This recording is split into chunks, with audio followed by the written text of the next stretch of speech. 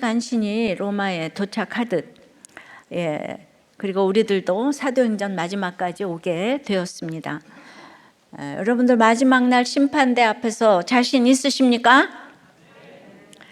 아직도 늦지 않았으니까 성령 받으시기를 바랍니다. 교회 사명으로 시작된 사도행전이 성령 행전으로 이어져서 바울처럼 거침없이 나가는 우리들 행전을 쓰기를 소원합니다. 이제 우리들 행전을 어떻게 하면 잘 쓸까 오늘 생각해 볼게요. 첫째로 그런즉 차별이 없어야 합니다. 28절입니다. 그런즉 하나님의 이 구원이 이방인에게로 보내어진 줄 알라. 그들은 그것을 들으리라 하더라. 바울은 그런즉이라고 해요. 사도 바울이 로마까지 와서 자신의 죽을 뻔한 경험에서 276명이 모두 구원받은 얘기를 해도 듣지 않아요. 근데 유대인들이 왜 자기가 생각하는 하나님 나라와 자기들이 기대하는 그 메시아 상을 그렇게 버리지 못했을까요? 사실 인간이 다 악하고 음란한데 명분이나 사상만 가지고 목숨을 걸 사람이 몇이나 되겠어요. 우리가 말씀이 안 들리는 항상 맨 끝에는 돈과 음란이 있어요. 그러니까 말씀이 안 들리는 사람의 특징이 거창한 명분을 가지고 전쟁도 하고 혁명도 하는 것 같지만 그 내막을 자세히 살펴보면 끝에는 늘 이권과 이익이 있더라고요. 그래서 사람은 믿음의 대상이 아닌 거예요. 그러니까 유대인 지도자들이 이 우둔하고 완악한 마음을 버리지 못하고 이렇게 귀 막고 눈 감고 배척을 하는 거예요. 그러니 바울이 얼마나 답답했겠습니까? 이 유대인 같은 경우를 참 이번 주일에 경험을 하면서 너무 인권이 왕노릇하기 때문에 정말 이혼하지 말라고 그래도 이렇게 난리가 나잖아요, 그죠? 근데 제가 이제 모두 이혼하지 말라고, 자살하지 말라고, 그래서 큐티하라고, 그래서 새롭게 하소서에 이제 오래간만에 어렵게 나갔습니다. 그런데 간증 내용 중에 내가 자살하고 싶었다의 그 자살이 AI 인공지능에 걸려가지고 문자적으로 거기 자살이라는 단어가 있다고, 시청자 주의가 필요하다고 알고리즘을 이제 막고 있습니다. 과학 문명의 맹점이 이것인데요. AI도 이런 간증 들어본 일이 없어서 학습을 해야 고친답니다. 학습이 된 것만 한대요. 근데 저는 수요일에 방송 시작하면서 복음이 전하려면 사단의 공격이 있는데 기도해달라고 했는데 그 사단의 공격이 인공지능으로부터 왔네요.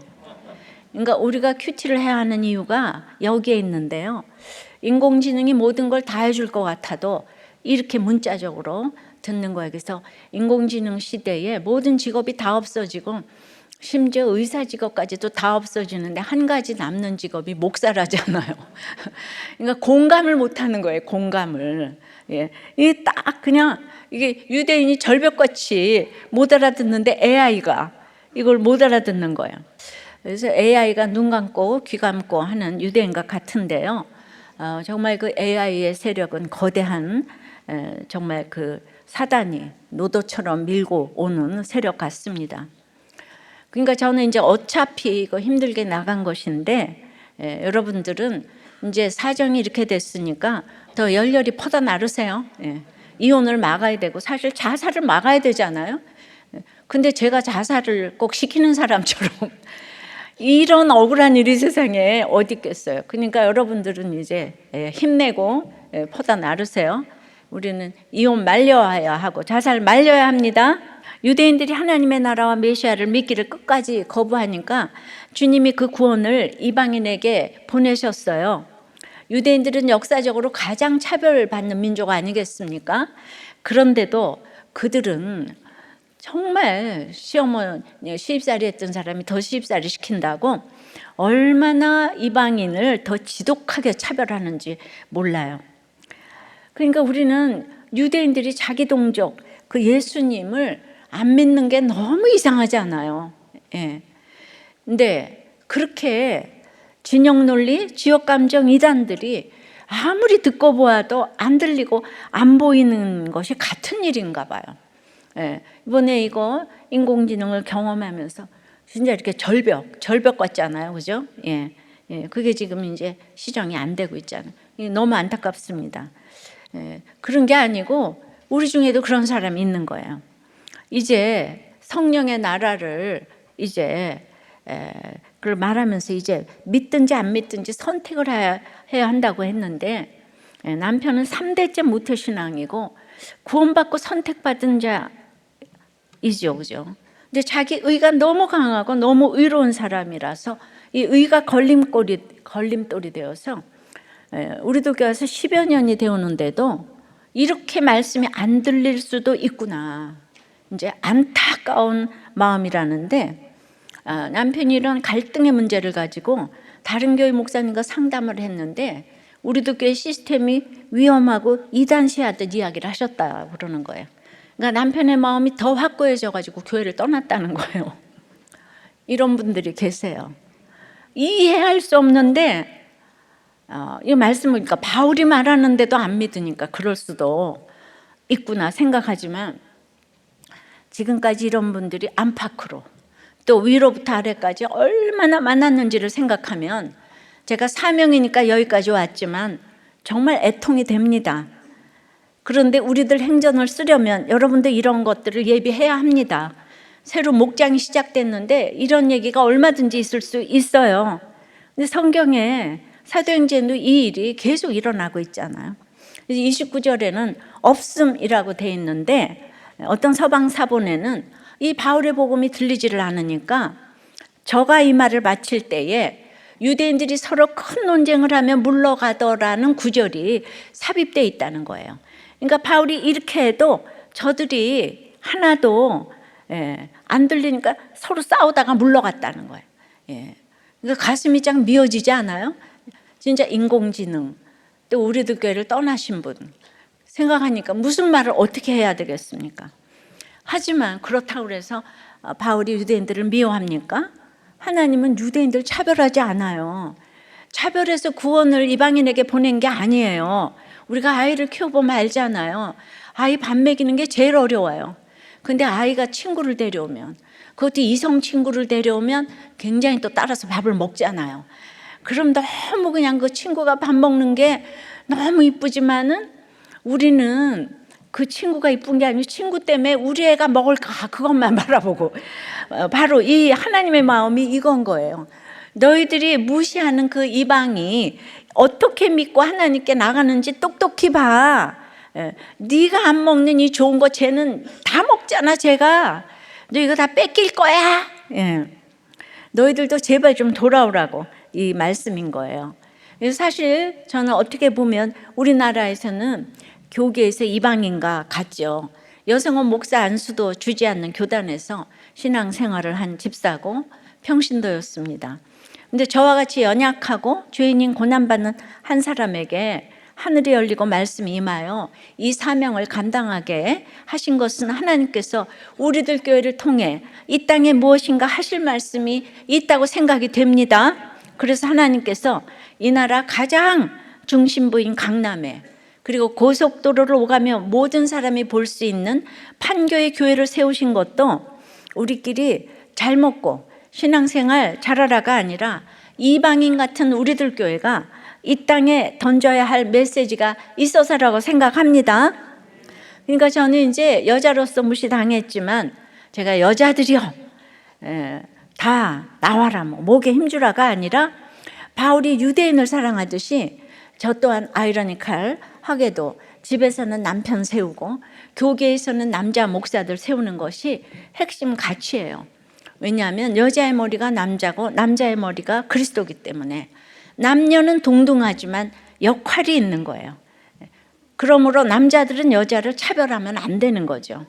줄창 이 얘기를 정말 40년을 넘게 해오고 있는데 하나님은 큐티 선교회나 우리들 교회를 이렇게 부흥시키셨어요. 지나고 보면 성경대로 원칙대로가 가장 부흥의 비결인 줄 믿습니다. 여러분의 목장도 이렇게 성경대로 원칙대로 인도하세요.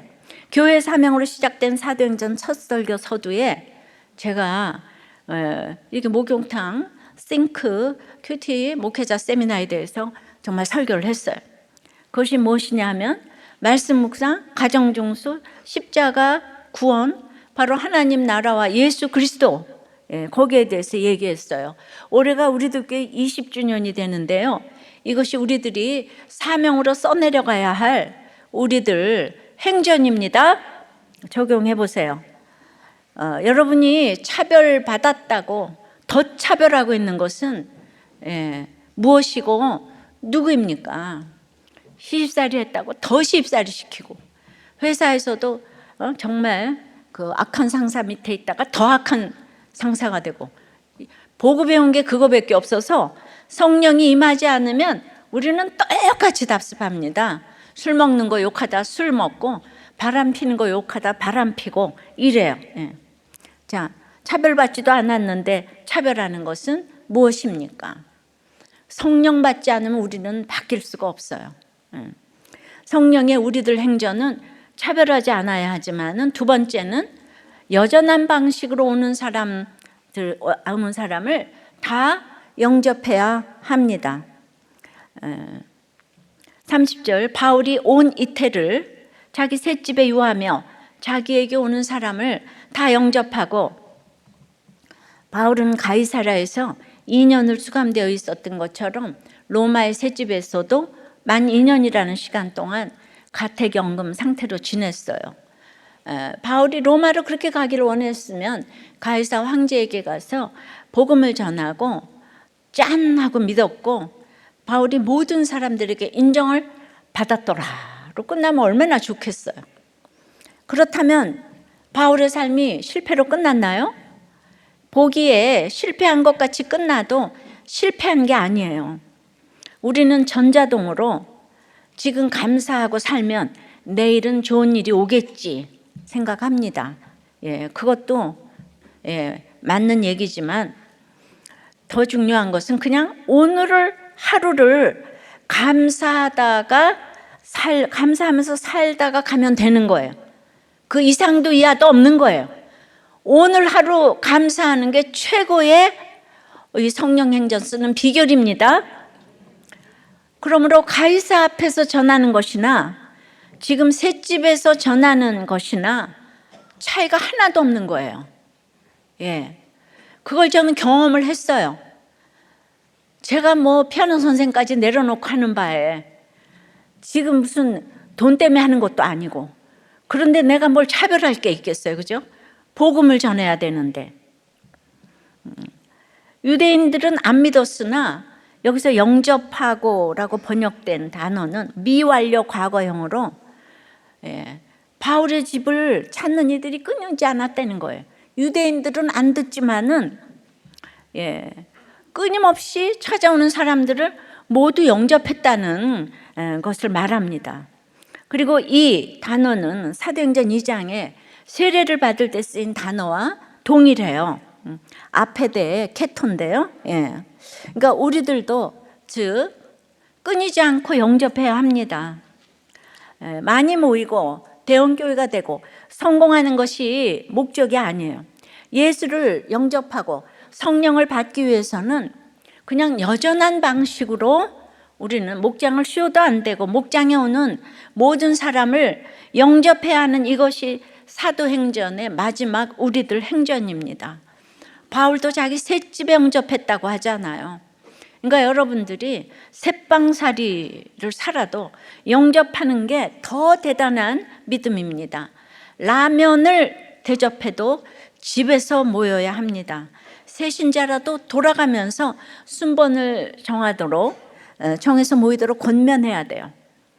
우리가 성령을 받기를 그토록 간구하고 기도했는데 자기 집에 내게 오는 사람을 다 영접하는 것이 결국 예수님을 영접하는 것이고 성령을 받는 것이고 세례를 받는 것인 줄 믿습니다. 그리고 아무리 집이 좁아도 집에서 한번 모여보면 그것이 교회이기 때문에 여러분 생각이 달라져요. 그렇게 진짜 모여보시면 여러분들의 집이 교회가 됐잖아요. 그래서 우리들 행전은 이제 그런데 우리들 행전을 쓰기 위해서 우리들 목장이 모이라고 하니까 세상 모임처럼 친목을 도모하고 친구 아이가 하면서 술 한 잔쯤 어때 하면서 먹고 놀아서는 안 됩니다. 특별히 남자들끼리 따로 만나가지고. 이 술 문화에서는 서구에서는 술이 음식일 수 있어요. 근데 우리나라에서는 자고로 이게 만국병이에요. 그러니까 저희 남편도 이 알코올 중독에 가까우니까 날마다 술을 마셔야 되니까 결국 술 때문에 교회를 못 나갔어요. 결론은. 그래서 목장이나 회사나 술 절제를 보여주는 게 아주 이렇게 믿음입니다. 맨 처음에는 힘들겠지만은 앞에서 그렇게 이제 술을 마셔서 기분 좋아하지만 그게 앞으로는 않고 뒤로 미치는 거예요. 금세는 좋지만은 300년 후에 제국을 복음으로 삼키고 유럽의 문명을 바꾸게 될 하나님 나라 운동은 참으로 소박하고 미미하지만 담대하고 거침없는 바울의 셋집 성경 공부에서 시작이 되었습니다. 우리들 교회의 헌신 또한 저희 집에서 시작된 재수생 큐티 나눔이에요.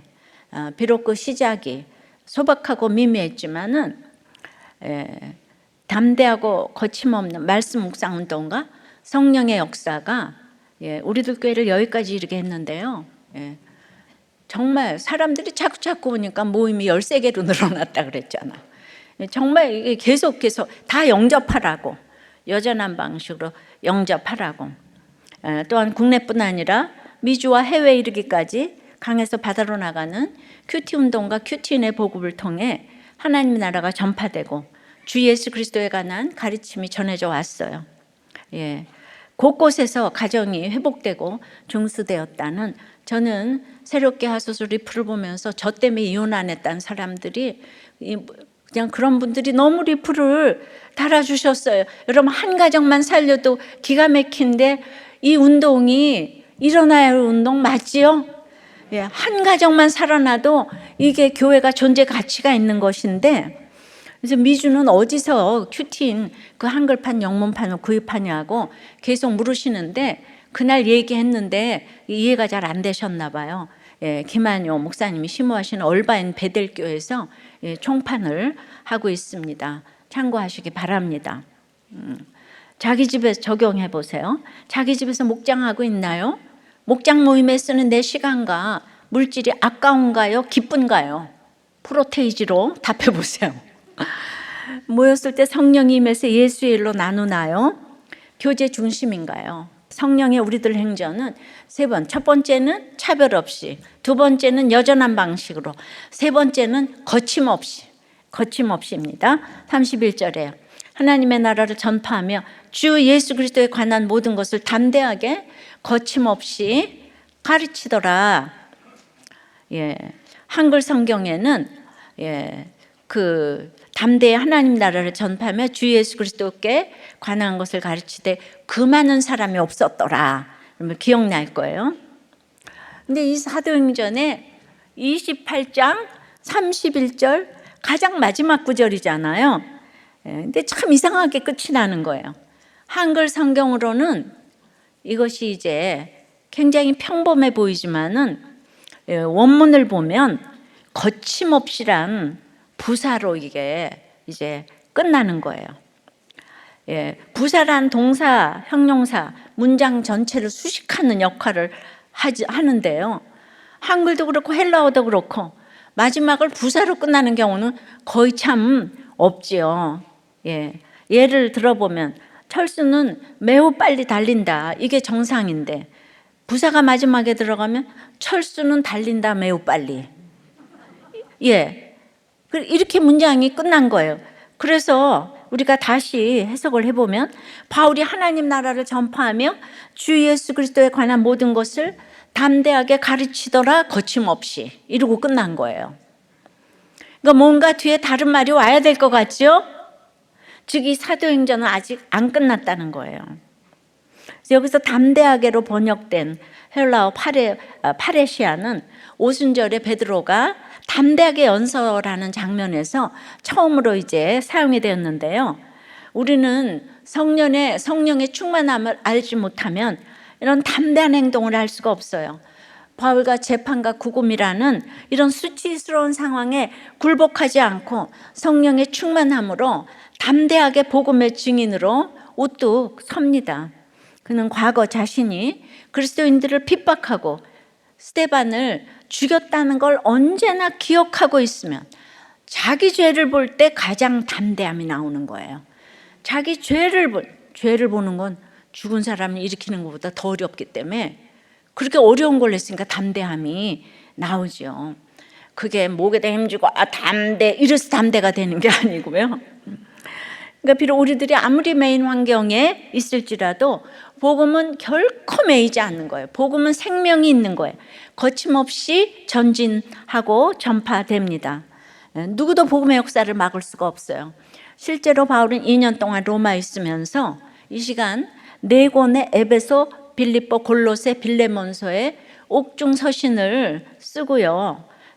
남겼는데 바울이 감옥에 갇힌 거 참 불행한 일 같지만은 그때 나가 돌아다니면서 개척을 해서 교회 몇 개 세운 것보다는 옥중 서신 남긴 것은 너무나 에베소서는요. 로마서는 기초고 에베소서는 거기에다가 이제 진짜 본체를 쌓는 거라고 너무 위대한 서신이라고 하잖아요. 그런데 그 에베소서를 쓴 거예요. 그러니까 이게 얼마나 큰 흔적이고 위대한 서신인 줄 몰라요. 그러므로 이것이 거침없이 전파된 거 2000년 동안. 그런데 바울의 후반부 인생은 비밀로 남습니다. 여기서 바울이 순교하고 죽었더라로 사도행전이 끝나면 멋있을 텐데요. 근데 그러면 복음보다 바울이 우상이 될 수 있었을 것 같아요. 왜냐하면 로마의 성 베드로 성당은 거기 베드로 시신이 안치되어 있다고 하잖아요. 그 예수님을 본 이 수제자 베드로가 얼마나 위대합니까? 그래서 그 베드로 성당은요 1년 360일 인산 이내로 세계에서 모이는데 가보면 자세히 볼 수도 없어서 남대문 시장처럼 그냥 밀려갑니다. 근데 바로 옆에 가면 바울의 참수터가 있어요. 지금도 초라합니다. 여러분 예수님도 바울도 무덤이 없어요. 근데 우리는 지금 바울하고 베드로 중에 누구를 더 높이 봅니까?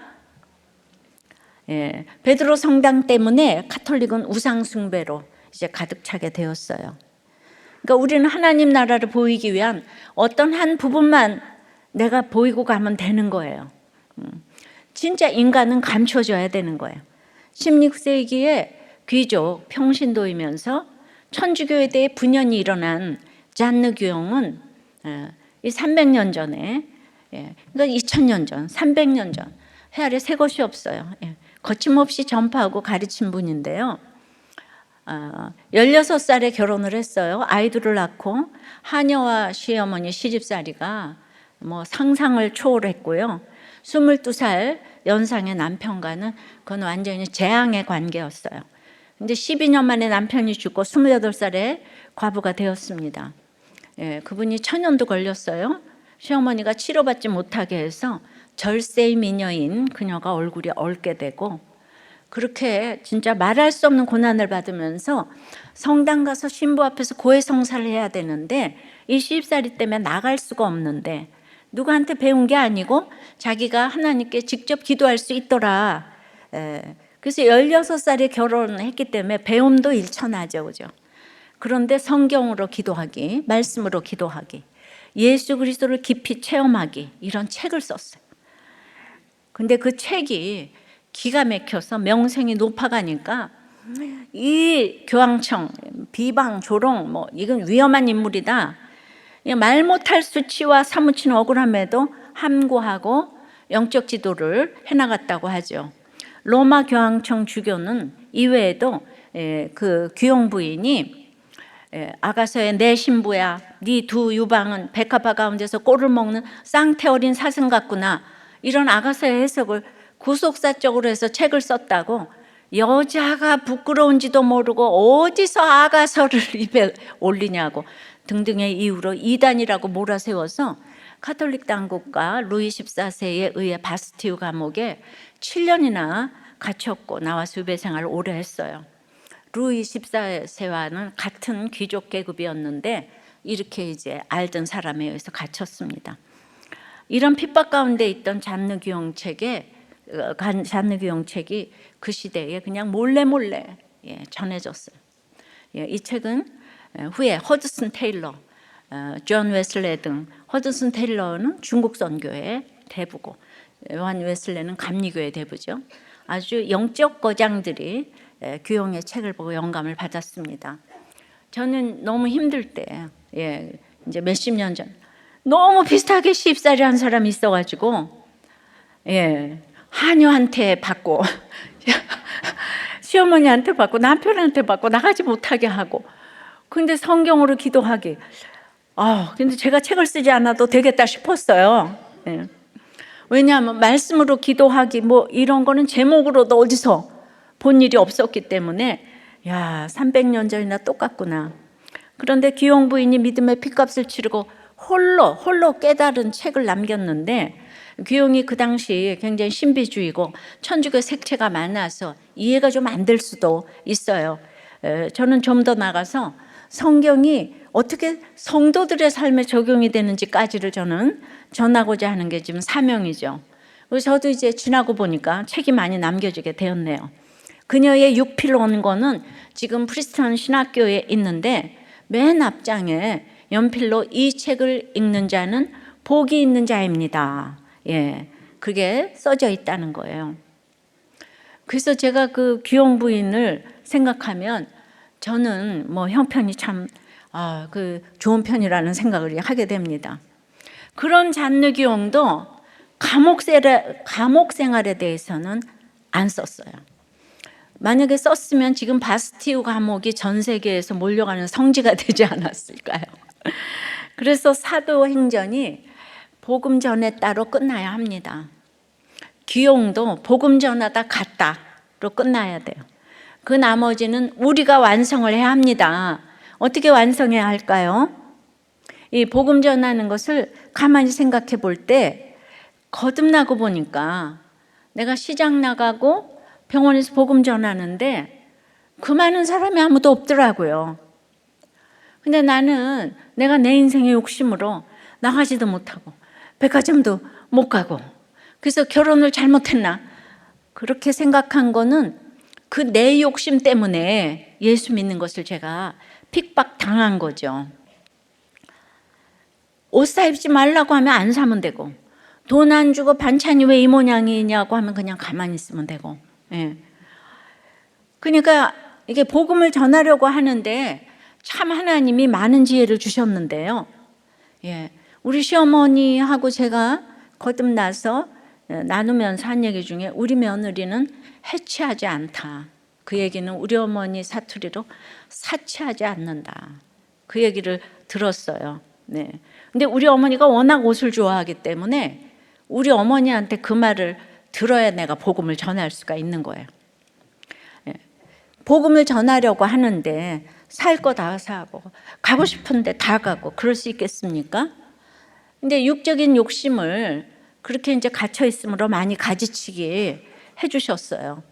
그러니까 마담 귀용도 자기가 천연두 때문에 치료 못 받을 때 얼굴이 엉는 것에 대해서 딱 내려놨어요. 자기는 얼굴을 내려놔야 되겠다. 그래서 복음을 전해야 되겠다. 이제 이런 것들. 그러니까 그 있어야 할 일이었던 거죠. 그러니까 주님을 믿고 나니까 삶의 무게가 그동안은 막 눌려 있어서 너무 힘들었는데 그게 가벼워져서 삶의 무게가 이제 훨씬 가벼워지니까 그 모든 것들을 이렇게 적용을 할 수가 있었던 거죠. 사도행전을 이제 끝내면서 우리들 행전을 거침없이 이렇게 쓰려면 바로 이 우리가 너무 중요합니다. 그래서 저는 사도행전을 끝내면서 이 사도행전을 쓴 누가에 대해서 너무 생각을 많이 해봤어요. 누가 사복음서 중에 누가복음이 문체가 가장 훌륭하고요. 신약 전체 중에서는 사도행전이 문체가 가장 좋습니다.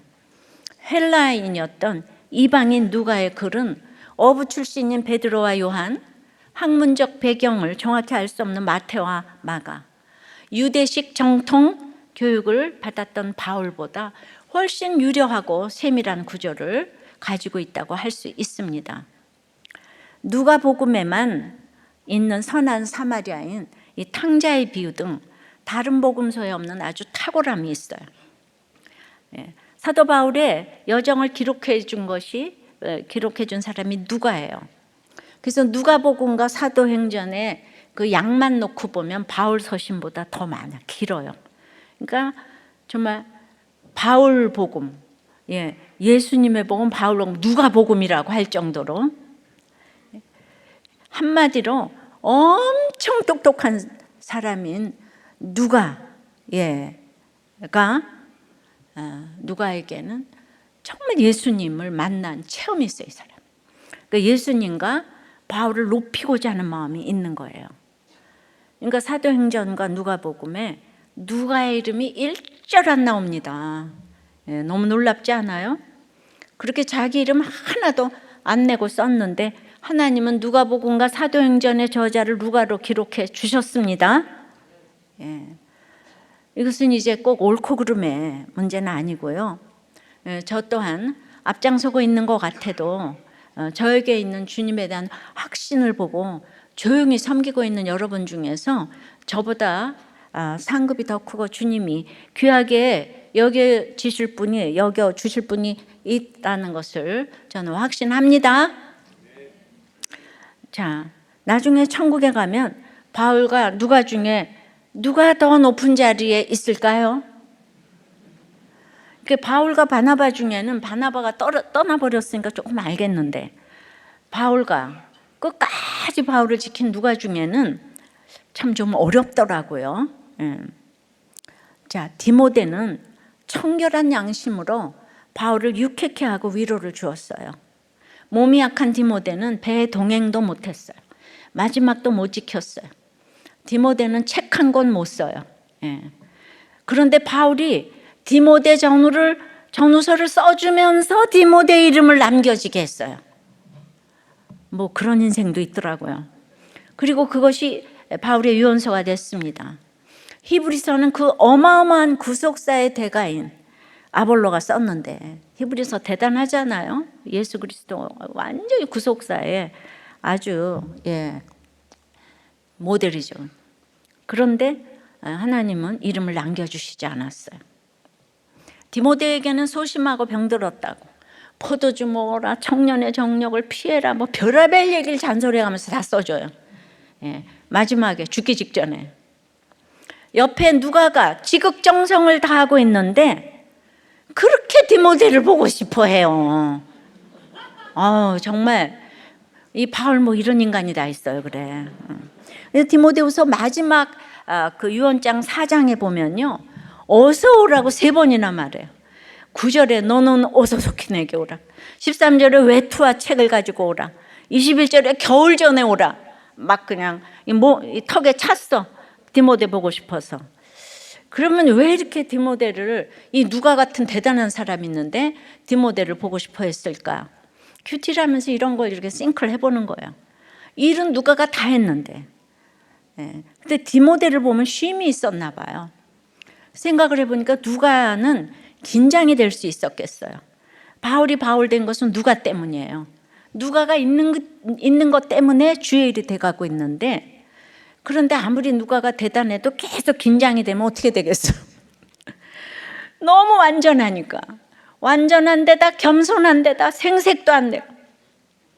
근데 바울은 스데반을 죽게 한 자로 속으로 열등감이 살짝 드는 거예요.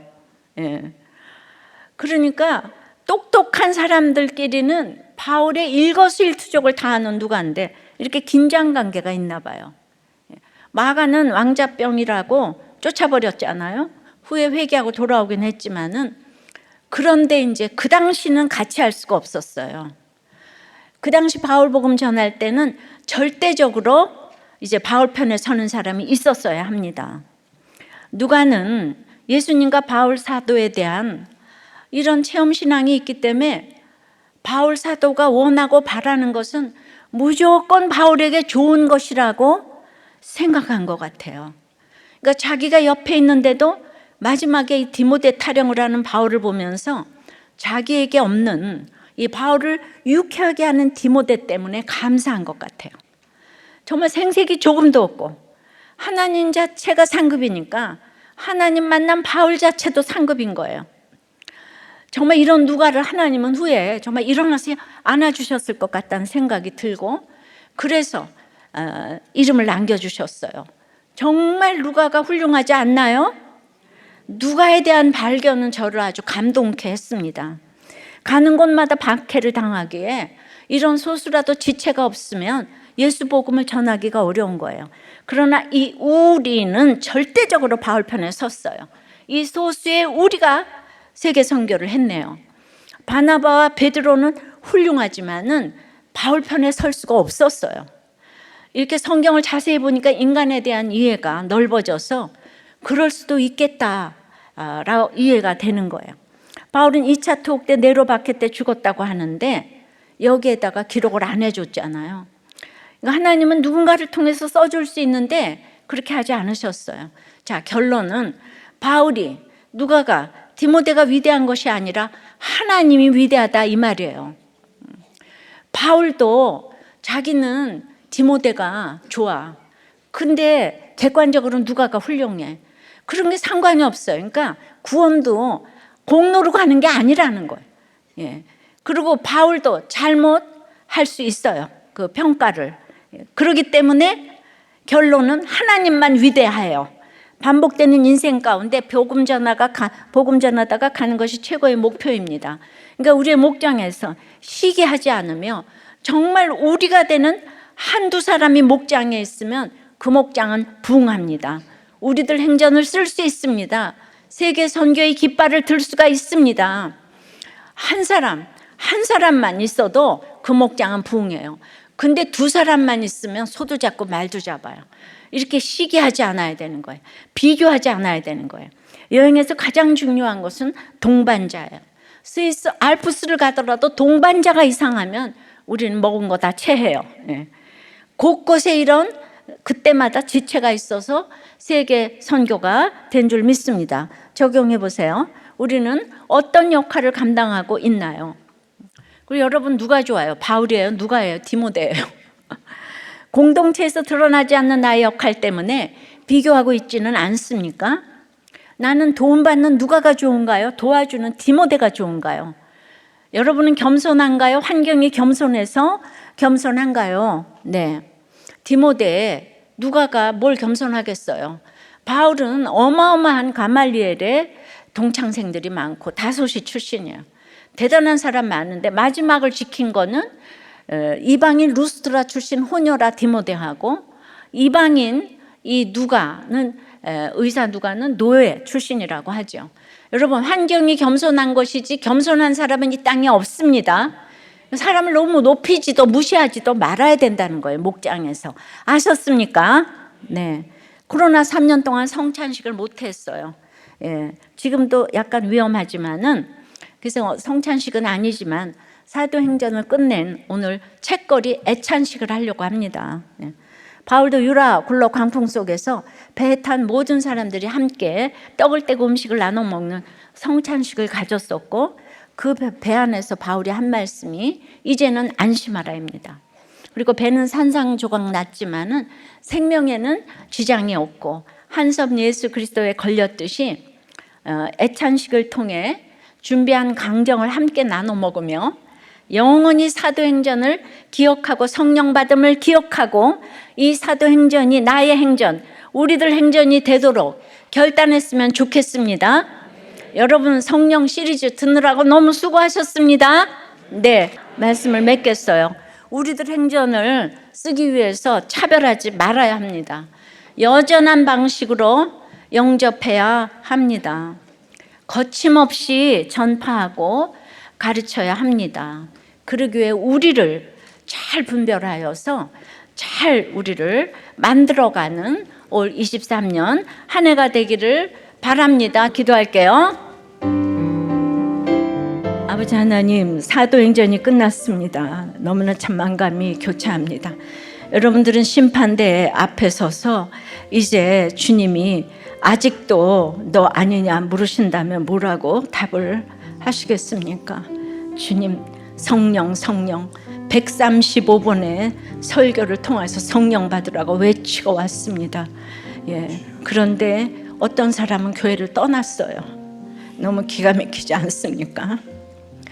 정말 누구를 위하여서 이렇게 종을 울리는데 주님, 너무나 마음이 미어지고 참 애통이 됩니다. 주님, 이제 성령이 오셔야 이 모든 것이 해결이 되는데 우리 이제 우리들 행전을 잘 써내려 가야 하는데 우리는 아직도 너무 차별을 굳세게 하고 있어요. 여전한 방식으로 이제 목장도 또 너무나 하는 것이 기쁘지도 않아요. 주님, 이렇게 거침없이 나가는 것들이 안 되는 우리인데 오늘 보니 디모데나 누가나 똑같이 주님 사랑하는 마음만 있다면 우리가 다 우리들 행전을 써내려갈 줄 믿습니다. 아멘. 그리고 성령 받은 사람들이 옆 사람에게 나누어 주셔서 우리가 다 성령 가족이 되게 도와주시옵소서. 아멘. 성령이 오셨네, 성령이 오셨네. 이 성령이 여러분들의 임하게 아멘. 도와주시옵소서. 아멘. 아버지 하나님, 아직도 성령 안 받으신 분들 성령이 임하게 도와주시옵소서. 아멘. 성령 충만하게 도와주시옵소서. 아멘. 성령이 임하게 도와주시옵소서. 주여, 우리나라를 불쌍히 여겨주시옵시고 성령이 임하는 위정자 한 사람 보내주시옵소서. 아멘. 그 한 사람의 생각이 이렇게 바뀌어질 때 아버지 하나님, 아무리 유대인들이 똑똑하나 말씀이 안 들리는데 성령이 임한 위정자 한 사람이 우리나라를 바꿀 줄 믿습니다. 아멘. 위정자 한 사람 보내주시옵소서. 예수 그리스도 이름으로 기도드리옵나이다. 아멘.